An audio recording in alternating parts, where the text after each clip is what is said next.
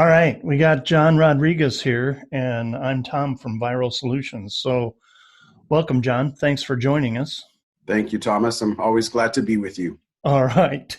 Hey, can you give us a little background on your experience with churches and nonprofits? Sure. Well, I'm not one to like to talk about myself, but I know. sometimes people are interested in what you've done and where you come from. And I was born and raised in Texas, in a small town of Hereford, Texas, and amongst a lot of cattle.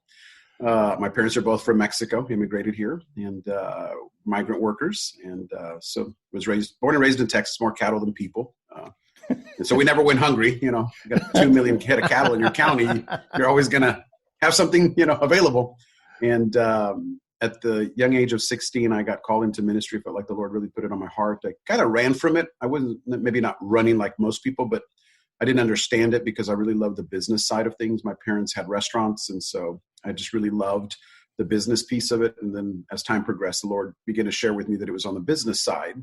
He's kind of filled my heart with the idea of saying, great ministries and great churches need business. And that's the area that I really loved. And so during my time of running, I worked for a great company based out of Alabama Truck and Equipment Company. We manufactured aerial devices to work on power lines.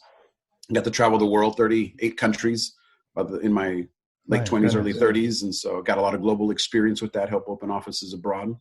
And then came to a beautiful church by the name of Word Life Church in St. Joseph, Missouri, and was a member there. And once God called me to the ministry, I went to Columbus, Ohio to work for Breakthrough. Pastor Rod Parsley. I worked on all his crusades and donor development. And so that was kind of my putting my toe in the water into ministry, and then ended up being the executive pastor back in St. Joseph, Missouri for 7 years. And that we went from 700 church members to 4,200 church members in about 7.5 years. Wow, I call that baptism by fire. That's what you learn. Wow, I can't even imagine. So when I talk about ministry, I talk about, things that we've done, things that I've done. I don't speak in theory. I speak in the reality of what a ministry is like, serving as part of the executive team of a church that was thriving and growing. And then 7.5 years later, the Lord kind of put it on my heart to have more of a global presence. I was happy where I was. I lived on a street called Lover's Lane and had a great ministry position and was very comfortable. Not a good thing. Don't ever get comfortable, because then the Lord's just going to put it on your heart to do something different. And so I was excited. I took a position as a chief operating officer for global operations for Joyce Meyer Ministries. And that's where I live now in St. Louis, and worked there and just really was involved. We had 18 offices abroad, over 1,000 employees. Just an incredible organization. Love the ministry, love Joyce, love what they're doing. And then I was there. And after that, the Lord put in my heart, you're going to expand again. You're going to be involved in the marketplace. You're going to be involved in ministry. You're going to do both, because that's what I want you to do. And so I started a consulting firm, and then I also started a couple of businesses as well. And ever since then, it's been almost 12 years, been working with ministries, small and large, of all types, helping them fulfill what God has called them to do.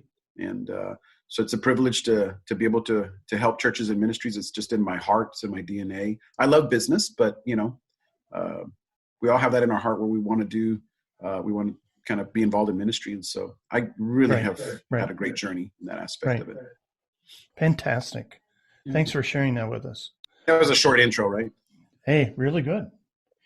So we're going to take a little bit of time and talk about this new economy. We're sitting here in May of 2020, and a lot of churches and nonprofits and other businesses are staring at this big unknown. And so what I had on my list to talk about today is what you think are some financial adjustments they need to make.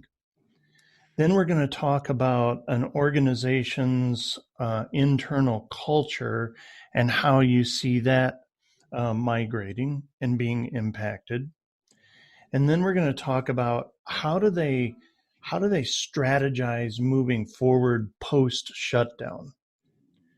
The fourth thing we're going to talk about is how do they go out into this digital world and have that same feeling and presence that they do of people in the pew, and yet safeguard everybody, including um, their outreach. Um, and then the next thing would be, how do all those things affect their structure? I know you get involved heavily with your attorney in these issues, talking about organizational structure. Is any of that impacted as you go from being local church to streaming broadcasting? And then naturally, you can't control those waves. So we're talking about crossing state lines, international boundaries. And then the issue with all of that is it resonates with your board. All right. Mm-hmm. So if we could start with the financial adjustments, as you know, in good times and in bad, um, cash flow in a church, just like every business, is really critical.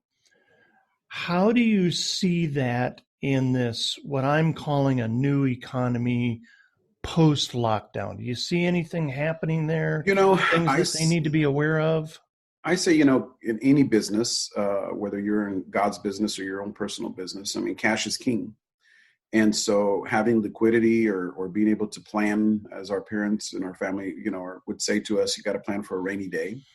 And I highly recommend churches have, excess cash for operating purposes. It's not always easy to do because we really, we're very need driven. So we feel like if we have money in the bank and it's not being put to good use because we want to help people. But remember, we have to have a healthy organization in order for you to help people. If you're hurting yourself, you can't help hurting people. And so I encourage churches and ministries to try to have several, 2, 3, maybe up to 6 months worth of cash available, because I think this is a prime example. I mean, I'm 51 years old. I have never seen anything like this before. And I've traveled the world, so I've seen pandemics. I've seen natural disasters. We've been in the middle of a lot of those to help people. But we, as ministries, especially the ones that I've been involved in, staying healthy, we have to stay healthy to be able to help people. And, so you can have a cash reserve. You can use your missions funds to do some of those things. So, because, when something like this happens, you want to be able to help people. You can also work with your bank. A lot of ministries, have great relationships with banks. I have great relationships with my bank. So maybe a line of credit is a good thing to have just in case. Again, 51 years, I've never had to do anything like that. I've always operated with, in the black and having cash and doing those kind of things. But, it's nice to be able to have, and I always look at the impact of a catastrophic event or something like this, and I do believe that what we're going through right now is temporary. We can identify this is a pandemic. This is something that has happened and it has made us change or stop what we're doing. It's not going to be perpetual. It's not like a collapse of an economy, or it's not like, we had a hurricane and the whole country got devastated or whatever the situation may be. It's more like, we have to put a pause. And so when you see those kind of things in business, you realize it's not going to be for the next 2 years. It may take a time to recover, but having a line of credit or just having cash and then having great donors. I mean, there are a lot of people, not every industry is suffering. Right. And so the Lord spoke to me literally like a month before all this started to happen. And I shared it with a couple of my ministry friends, is do not be afraid to ask for help. And I think, we've got to set pride aside and say, look, I need your help. And I saw this in ministries that I was involved in before. And when they asked for help, people were like, yeah, we want to help, especially if you're a ministry that's very solvent, that you're not utilizing all the money just to pay for, electricity. People really want to, there are people who are designed to participate in your ministry, especially when things aren't going well. When there's right. We can say, hey, 100% of all the proceeds are going to go directly to help those who are hurting. I think people are more excited to give to that than it's like, hey, can you help us keep the power lights on? Right. I mean, to me, I think that's much more. So position yourself to when these things do happen, that God can really use you. Because like I know ministries on both sides, ministries that are really struggling to keep their lights on and ministries that have had their best months ever. Okay. And those who were more prepared are thriving in this situation, and they're growing. All right. So you're saying that this requires a time to be, well, in the business world, we would call this being lean and mean. In the church world, we call that being responsible with his money. Yes. Now, some of the boards out there might feel, or pastoral leaders might feel, that's not really right to sit on his money. Mhm. Can you speak into that a little bit? If I were one of your um, church consulting clients, and I said, John, that just doesn't sit right with me to sit on money like that. And What I would be your understand. response? Well, the Bible tells us to leave an inheritance for our children's children. Does that mean that we have a plan to leave multi generations? A generation's what, over 100 years? So that's 200 years worth of money or planning. So does that mean that we leave enough money or we leave a plan? I think you do both. And I think Okay. for us to say that, hey, this money is sitting in an account waiting for it to be, I think the Bible commands that. I think if we're going to leave an inheritance, how do you leave an inheritance with no money? And so I think the Bible's pretty clear that it says, leave an inheritance for your children's children. So to me, that means that's 200 years. So either we have a 200-year plan or we have enough money for 200 years. Okay. But I think what we could do is we could be smart and say we have to have reserves because these situations can happen. And we don't want to become insolvent. We don't want to be the people who need the help when we are supposed to be helping people. And we need to be ready. So I encourage them to be responsible. And you know what? You sleep a whole lot better when you're solvent. Let's just be Absolutely. honest, right? In anything. I mean, when I was the executive pastor of a church, I'm like, when we had some money, we had comfort, in a good way. We could pay our staff. I mean, we could do things like that. And we don't want to be reliant. I mean, thank God that the government allowed churches to participate in a lot of these relief programs, which they haven't before. And they allow churches to participate. What a blessing, because it kept a lot of churches afloat, to be honest, a lot of ministries. Okay. And thank God for that, because it would have been really, really tough. I know ministries that I work with that would not have survived. All right. When you talk about financial resources to tap into, one of the things that comes to mind myself is a lot of these CARES Act programs, the PPP, which helps cover payroll or loans. Are these things, to your knowledge, available to churches and nonprofits? Absolutely. And it's actually the first time that we have really seen that kind of action from the federal government that allowed churches and non-for-profits to participate. And the PPP program was really great because it's like you can give it directly to your staff. And in these situations, unlike a regular business like a salon or a medical spa like I own as well, if you're not open, your staff isn't there. But in a Right. church during these times, you're going to keep people on because you want them to deal with people's mental situations and spiritual well-being. So you don't necessarily provide a service when it comes to like a widget or things like that, but you are. I mean, this is the time where more people need you as a spiritual leader in their lives. And so to be able to keep a staff on when money isn't coming in as robust as it typically does. And it's not that some people didn't have the money; they just got scared and they were like, "Okay, I need to keep my money a little bit longer so that I Right. know what's going to go on." So they delayed perhaps giving, which I think that's what we've seen in churches. Okay. But the PPP program was able to, if you utilize, and it's forgivable.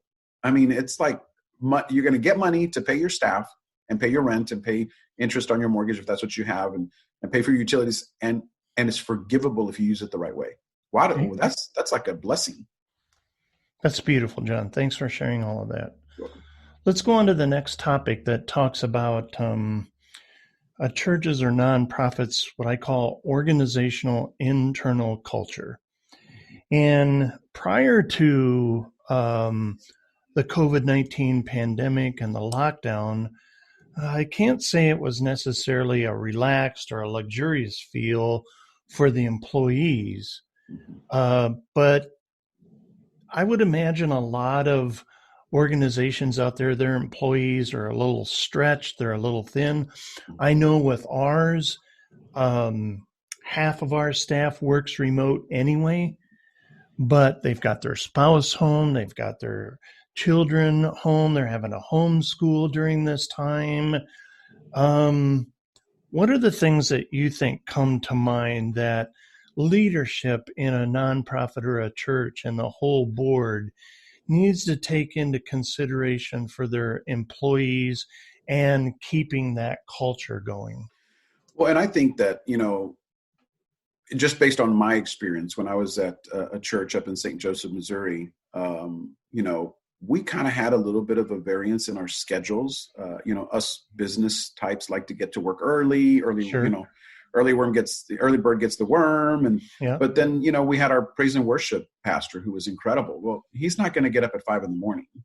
or 6 a.m. to go to the office anyway, because Yeah. his creativity is probably more in the evening. He was probably writing music until 3 a.m. So I think learning your team regardless of these types of situations is so important. And then being able to maximize them where they're at.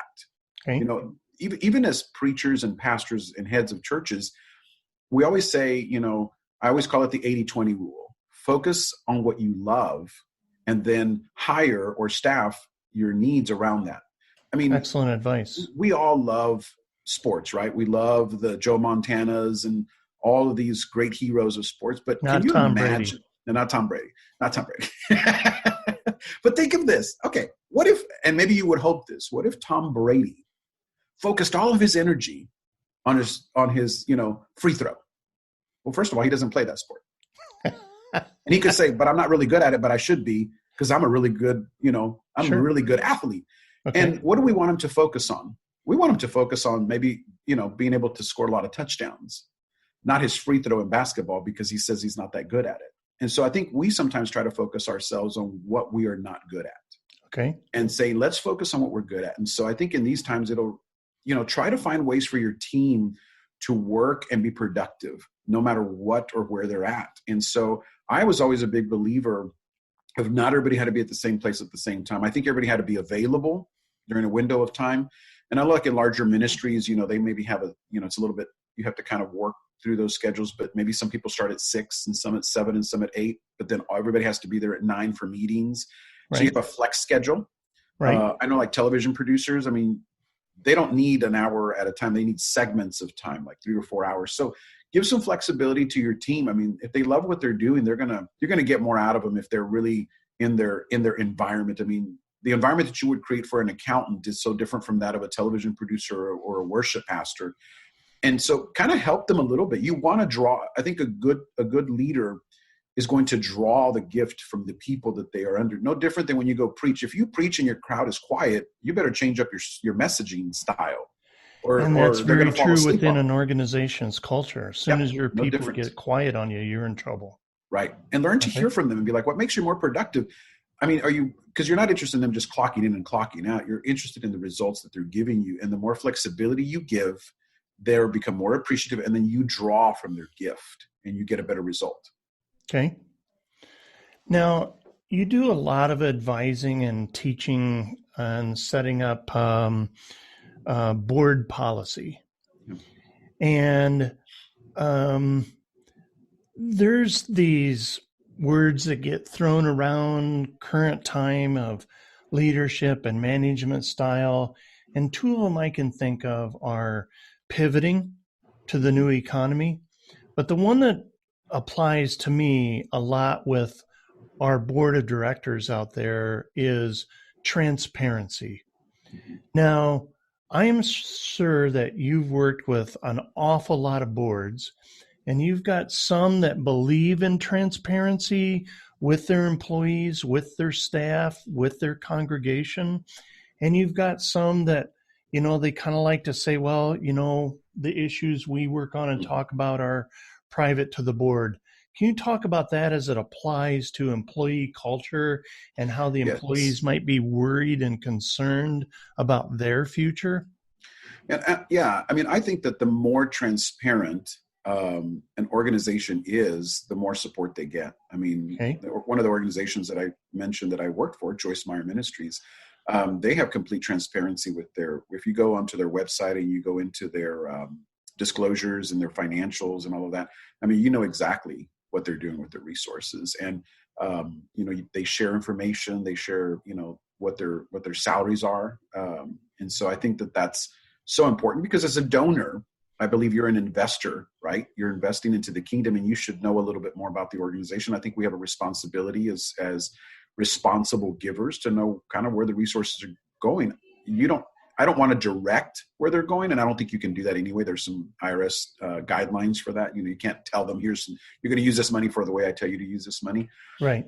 You can't direct the funds, but I think, knowing how they're utilizing them to make sure that what you're sowing into is giving you better results. I think that I recommend that for everybody that I work with is Be as transparent as you would want someone to be transparent backwards. Put the shoe on the other foot. I always like to do that. I always like to see, well, how do they view it? Because I'm not trying to do anything wrong. If you're being transparent, now, can you over communicate? I think you need to be wise in how you're communicating. And if the Lord's, I don't share my vision with everybody. I believe sometimes it's new to me. The Lord gives it to me and I have to understand it. I may not understand it in the beginning, how it's going to work. And so, but I think the more transparent you are, to be honest, the more resources you're going to get. People are going to donate more to you. I think the public Agree, kind of demands it. 100%. I think the public expects that we're going to be honest and we're going to be fair. And unfortunately, there's been some out there, like as in anything, that haven't been forthright, and maybe they're not doing things right. But you know what? The Lord exposes it.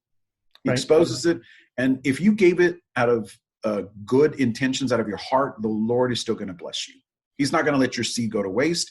He's still going to bless you because you did what you were supposed to do. You did it with the right intention. If they misused it, God's going to hold them accountable. And you and I have seen people come and go. I always like that VH1 or MTV, whatever that is where are they now? And all of us can think of people that were like riding high, and then all of a sudden, where are they? Where'd they go? And because I believe that protection of God comes off of people when they start doing things that they shouldn't be doing. And so transparency to me is very important because I think people just want to give to something that they know what's happening. So in essence, you're saying that we as leaders in our church bodies, we often refer to the word as our guidebook, as the decision maker, and here's how you should do things. And you believe that's true in business also? Yeah, I believe that 100%. Okay. Yeah, I totally believe that. I think, especially with the why not be transparent if you're doing nothing wrong? We all know that if you're ahead of a larger organization, that you're going to do well. Why not? I mean, you have a tremendous responsibility. I expect people in business and people in ministry to be successful if they've got successful organizations. Okay. And there's a lot of stipulation with the IRS. I mean, you can't just decide your salary.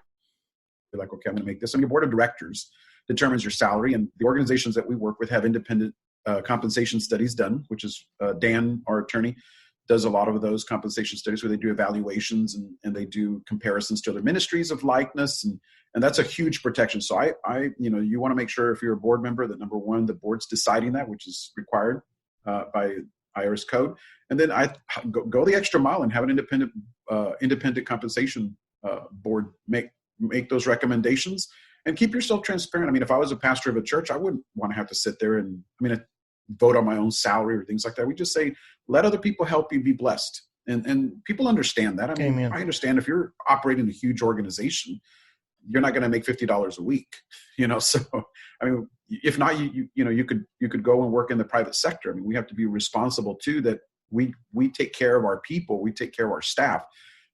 If I have a great accountant on my team as a ministry, I mean, we're in the competitive marketplace. I mean, they could go work for Deloitte and Touche. So I want them to be well compensated by ministry as well. The Bible says you're worthy of a wage, right? You're worthy of your hire. You're worthy of a gift.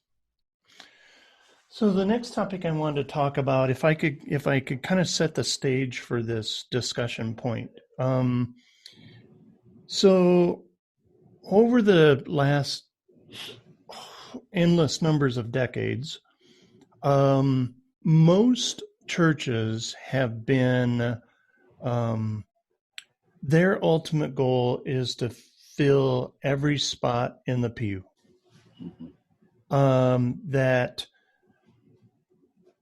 That social side of the church. And now we're talking about churches only being able to say a third to a quarter their capacity, because almost all our clients we've talked to, I'm sure with yours too, is they have to still abide by the social distancing rules.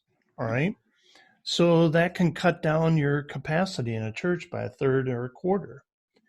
And during the shutdown, a lot of these churches have adapted to online streaming services all alone.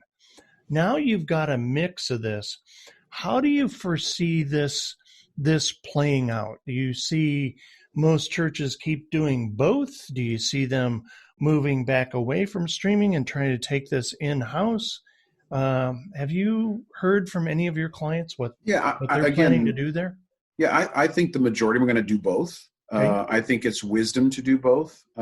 Again, you and I work with a lot of the same clients at times, and I think those that have had both are doing very well right now. Yeah. I do believe the ecclesia concept of the church, and that is where the church comes together. I do believe in the, physically laying the hands on people and praying for them. I believe in all of that. Again, 51 years, we haven't seen this before. So Right. I personally don't want to step away from going to church, sitting in the pew or the chair and being able to be involved. There's nothing like going to a live event.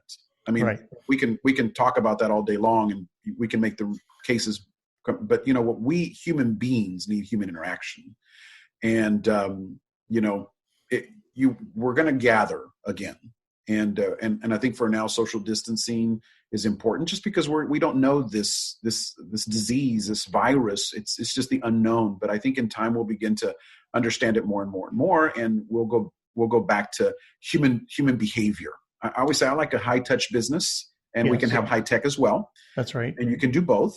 Right. And but when we have situations like this, and we can say, hey, we have to social distance, and we have a plan. I think it all comes down to a plan, right? I think you have to have a plan. That's right. Then you implement the plan, and then gather. And it's going to take a while for people to get back to church because they're nervous, they're scared, and that's normal. But I think once people start to do it, and we see things kind of stay level with the infectious rate and all of that, I think people will go back to that. I mean, I think we love the interaction. I mean, I don't know about you, but if I was preaching a sermon, I don't want to do it to an empty room. I mean, you kind of feed off the crowd, right? I mean, even musicians will tell you that. Can you imagine the Rolling Stones doing? We're dating ourselves, Thomas. But can you imagine the Rolling Stones doing a concert in an empty arena? I mean, it's not the same.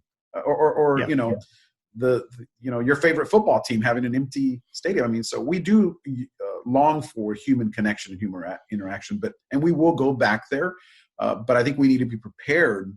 I don't believe that this is the last pandemic that we'll see, but if we don't learn from it, then that's our fault. Right. The first time, this is disaster and it is what it is. But the second time, shame on us if we haven't learned. And but we need to. And then you can also make the case. You have people that are shut-ins that can't leave, and they need a church too. And so I do believe that can extend to them via being able to watch online. And your organization does such a wonderful job doing that. I'm a fan of people making plans, and I've been watching my church online. And there's times too when I travel and I can't, and so I can go online and take a look at it and get the message that I need. And so I just think it's the future. I think we've seen it coming along anyway. Yeah. Millennials think a little bit differently, so we have to adhere to them. We have to take the gospel to them wherever they're at. I think if Jesus was here, he would be doing the same thing. He'd be doing what you and I are doing right now. He's going to be talking to people, be with people, be online. And I mean, best guidebook for life and business ever. Yeah, absolutely. It works all the way around. It really is a great blueprint that the Bible just really helps us with everything. And we apply it in business, and we apply it into the church as well. I mean, it's just amazing. Okay. So the next topic we're going to talk about is we've been discussing the importance of being responsible with donor money and liquidity, having a great culture within your church. And then we talked about the churches having to adapt to social distancing in-house.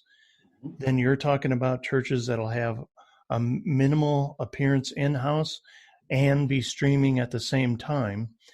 That brings us into our world at Viral Solutions, where we think of information and data and networking.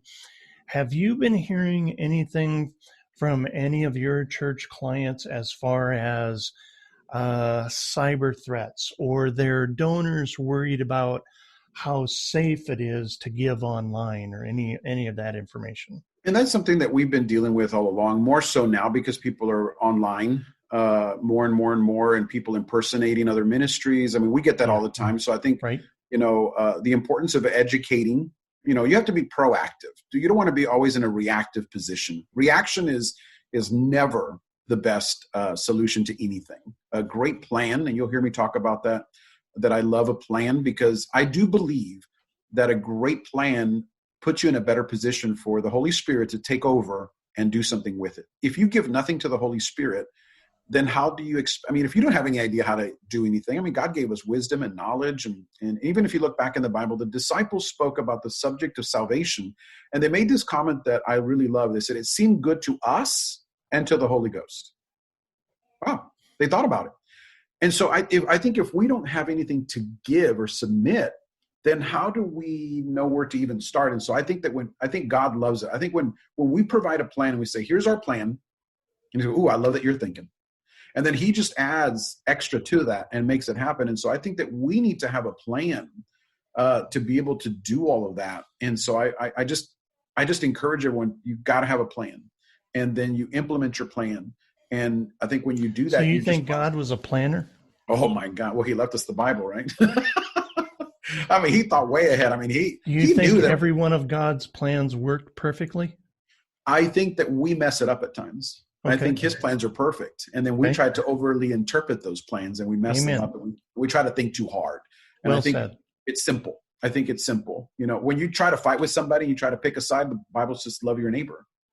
That's like, oh, great, thanks. I mean, there was even those things in the Bible where it's like, I don't want you to forgive those people. I want you to kill them. One of my neighbors, he may not admit. You know, so I think the gospel is very simple, and we can tend to make it complicated. And so the key to some of that too is just forgive. You know, just forgive and move forward and love each other and believe the best in each other. And, you know, we don't always know what people are going through and the circumstances they're going through. And so, you know, we're human beings. We're not perfect. Yeah. I know things that we've put together for our church clients with online donating and mixing the in-house donating and the online into the same system. I've been in sales and marketing for 30 years, but 9 years of building systems like that. We've never been hacked. Right. And I think that's really important to make sure that you have let people like you, I'm not a technology person. I know enough to get me in trouble, but hire good people to help you with that. Get the experts in there and make sure that you have a good process, and make sure that, you know, your logos are patented or trademark. Right. And making sure that you're communicating to your people. And I even do that. If I get a phone call, I'll call back, you know, I'll call the ministry back and make a donation, or things like, if I have any question that it's like, is this the right organization? Are they calling me? Is this really them? So you're saying that you think donors out there are cautious of organizations that might have an appearance of being a little loose in their processes online, receipting and safety, and you think so? Because they don't understand it all. I mean, they think they do. They feel like, okay, we're doing this, we're collecting money, it's coming this way. But it's a very technological, you know, scientific process. Right. Make sure you're using reputable merchant services. You know, your bank is always a good resource to use that. Make sure that the data, you know, that they have good security aspects of every major organization that I work with. They are so solid in that area. I'll tell you this funny story. I worked very closely to a ministry, pretty large ministry. And I got a friend request from the ministry on Facebook. And then they started asking me for donations, like, you know, and it seemed relatively legitimate, to be honest. Well, then I'm also at the same time texting the head of the organization and all of this. And so now I'm beginning to have this conversation online with this individual trying to collect money. And the moment that I said, hey, by the way, I'm a senior advisor to this person, and we're going to notify the authorities. And they just blocked me so fast, but they were so convincing. And so I had insight, of course, because I knew the organization. I was talking to the founder of the organization on my text messaging. Well, I am actually messaging this Facebook of his. But, you know, I think, and we do this all the time. I'm dealing with an organization out of Australia that people keep stealing their pictures and opening up, you know, Facebook accounts, and we try our best. I mean, we communicate to Facebook, but it's much easier when you have a trademark on your logos and things like that. They'll take them down a little bit quicker when they do that. So we do highly recommend that. But then inform your people. Look, the only place you're going to donate is if you come to our website, and that's how you're going to. What a lot of churches and nonprofits don't know is that if the name of your church or nonprofit isn't trademark protected, then I know a lot of churches and nonprofits don't like to think about the fact that they actually have competition for a donor. But I have seen where a name of a church or a nonprofit was used in, say, for example, a Google search, Mm-hmm.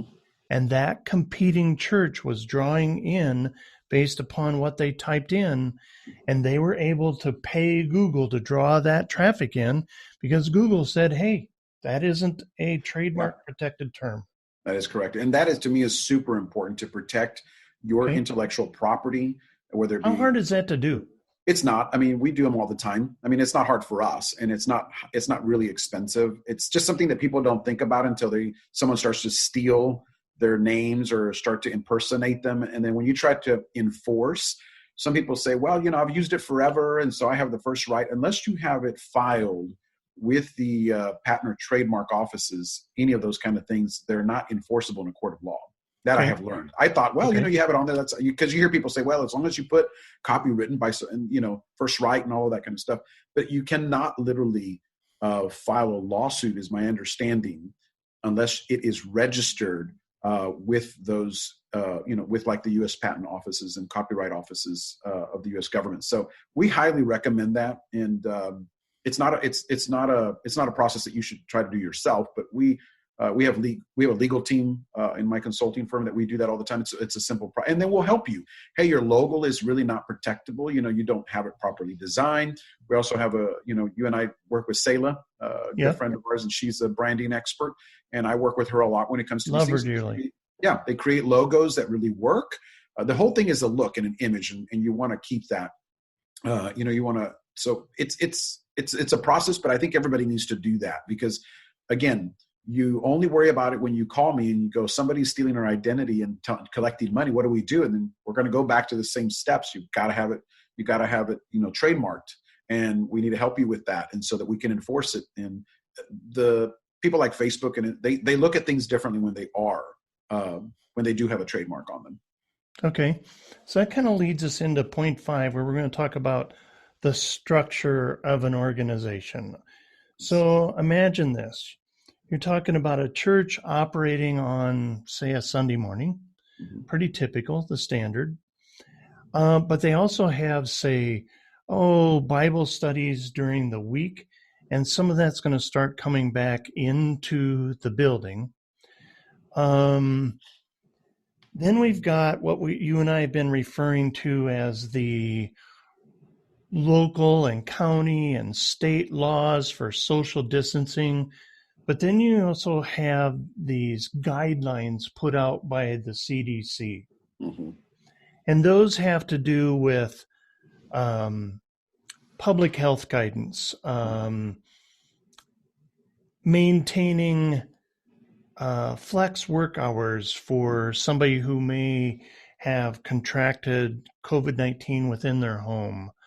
How do you see all of this affecting what would normally be human resource policies or policies on absenteeism or impacting the essential functions of the church? How Right. does the church board? So this goes beyond culture. This goes into Right. structure and Right. kind of rules that a business has and a church has and a board tends to install. Do you see any of this impact from state, local, Yeah. county, CDC's recommendations coming into play Absolutely. I here? mean, I think we're walking in a new era, because of this and how it impacts churches and how governments and churches work together. And, first and foremost, I'm not an attorney, but I talk to one all the time, Right? and I always lean on him to really help with some of these guidances. And what I've kind of learned in the process is flexibility.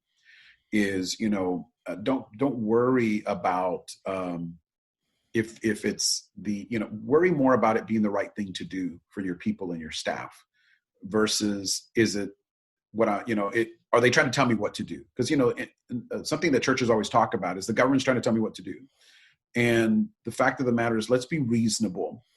We do have constitutional rights, of course, but when you get into the situation like we have seen in a pandemic, I mean, we all can agree that probably not hugging everybody having 1,000 people in a room is probably the smartest thing to do right now. Is it your constitutional right? We can say that that's very true, but we also need to use wisdom. And, there's going to be this ongoing battle between, what we're seeing kind of develop. But all of our clients, we've said, look, let's err on the side of caution and let's do the social distancing. Let's close our churches for now. We're not giving away our rights, but we need to take a moment to pause in wisdom and be like, okay, this is real. I mean, people are dying from this disease, from this virus, because we don't understand it. We don't understand it. New to us. We don't understand it. And there is nothing wrong with pausing, but then be flexible with your team. Say, hey, let's just have half of you here. If you can have them work from home, comment. Look, remember, people come to work for you because they want to, and if you want the best and brightest, you make it good for them to work for you. And people come to church because they want to too. And we're not in an environment where you have to come to church or you have to work for me.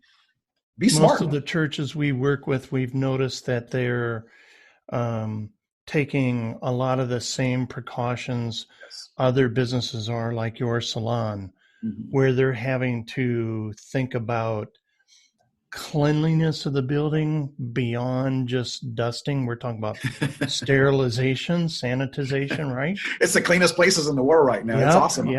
If I could fly every day, I would. It really is. Maybe with some of that, this has been a blessing. Yeah, we're learning. We're learning that, look, we have to be smart too. We can't just rely on, flying by the seat of our pants. That's just not a good plan. It's like we need to have these things in place and we need to be smart. And I think that those that are going to thrive. So the attorney you work with in your consulting group, please feel free to mention who that is, John. Yeah, Dan Beirute and I have worked together for 12 or 13 years. Dan is a brilliant mind. He is very sharp. I love because he gives solid advice. It's not emotional advice. It's solid advice. And then he says, here's what we can do.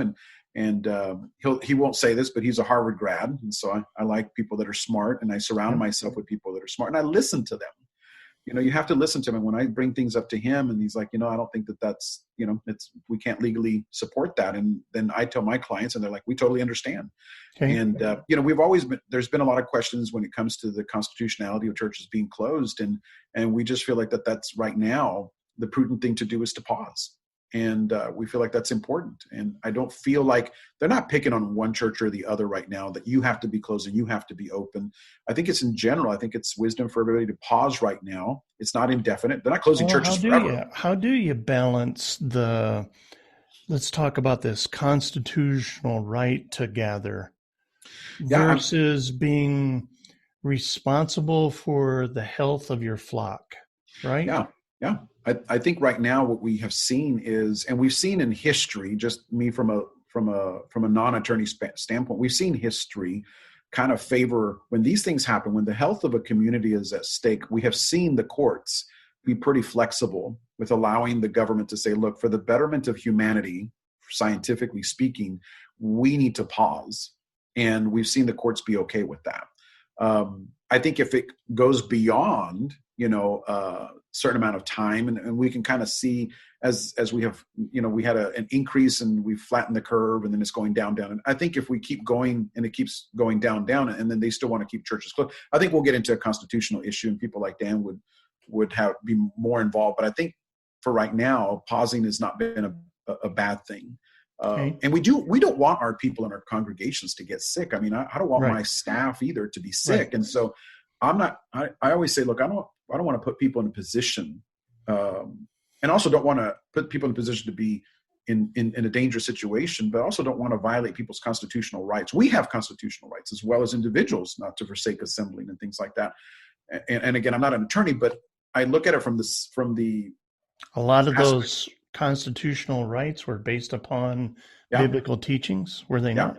Yeah, absolutely. And we want to have good faith too. And just saying, just because they're telling us they're violating my constitutional rights, I get that. But at the same time, I would pause anyway, because this we don't know enough about this virus. And yes, it's, we can make the case for or against all the time. But I'm just saying there's nothing wrong with taking a step back and saying, let's listen for a minute. Let's pause and listen. and see what the situation is, and then we can make assessments, not be reactionary. And I do think that Are churches, you advising your boards then to document their plans and, yes, this spacing issue and sanitization issue and how you're letting absolutely, people in and out of the building? And are you yes. advising your boards to make sure that they keep everything documented They and their need to have ducks a in a row good with this? protocol. They need to have a very strong level of communication. The Okay. CDC is a good resource for that. Even your local communities. I live in the city of St. Louis, in St. Louis, Missouri, and they issue guidance even just for churches, which I think is great Yep. because it says you need to have social distancing, you need to have this. And I think, to be honest, I I think that found them to be very helpful. I they mean, are very look, helpful. I'm not a big lover of government at all, Likewise, but I likewise. have found in some of this that some of their structure and suggestions are right on point. Well, and we can't think that government's always bad people. Government people are Yep. us. I mean, Yep. we are the government, and so we need to use Are wisdom. some government employees Christians? Absolutely. And Okay. so are some IRS agents. Wow. And so, I mean, I think it's important that we use wisdom. I think we just need to think a little bit. And Okay. I think we just need to use wisdom and use knowledge. And I think we're smart enough. I mean, you got doctors in your churches, and you've got Yeah. healthcare professionals, you got business people, and get them Okay. togeth form a task force and say, how do we do this? How do we do Those this? create the greatest boards. They really do, because there's some Mhm. diversity in that. There's some Yeah. wisdom in that. And I appreciate those pastors of large influential churches who have said, look, we are going to take a step back. We want to be responsible. I don't want 17,000 people in my building right now. I don't think it's wisdom. Could I do it? Yeah. I mean, but do I want to do that? No, I want to be smart. I want to take care of my people. I want to, and so I think, I think wisdom is so important. And then having an executable plan. Okay. And leaning on the CDC guidelines, on your local officials, and then try to be a partner with them, because they want you to succeed as well. They're not out to get you. They're out to make sure that they don't have people dying. And Right. so we want to use wisdom there. Okay. So, John, thank you so much for joining us. You're And so welcome. I It's a look forward to privilege. doing more of these. Absolutely. And this discussion, was there anything in the previous points that you'd thought of that you might want to mention? I just plan. And I don't think you can overplan. I think that when you have a plan, and it's so important. And everything that I do with churches and non-for-profits, and then also the business world, I talk about having a business plan. And maybe that's something you and I can talk about. I would love to help people put their business plans together, because that is kind of the Bible when it comes to the fundamentals of your business practice, whether it be in a religious environment, a church, or it's in building medical spas or salons or whatever, bookstores. Or retail outlets. I mean, I think having a plan is so important, because it allows you the ability to kind of think ahead and be able to think of what if and what if and what if. You can't always do everything, but I think the more prepared you are, the better it's executed, the better you function, and the more sustainable you are, and you stick around. Let me tell you, in this environment, there's a lot of businesses that are not going to be around. Yeah. I hope that it's not a ton, because I want us to thrive as a country. But there are going to be some people that don't come back because they didn't have enough structure to sustain themselves through these difficult times. Sad. Yeah, very sad. Okay. John, how would somebody get a hold of you? Well, they can go to my website, www.johncastaneda.com, or they can also reach out to me at 314-620-1499, and I'd be happy to talk to them. And I'm a resource. I'm here to help. I've always loved to help people in ministry and in business, and my goal is just to get them to get to a place where they're doing exactly what they love, and that is living the dream. That's beautiful, John. Yeah, thank you. Thanks a lot. You're We'll welcome. be talking to you so again much. soon. Yeah, everybody be excited. We have a great future. All right. Thank you. You bet.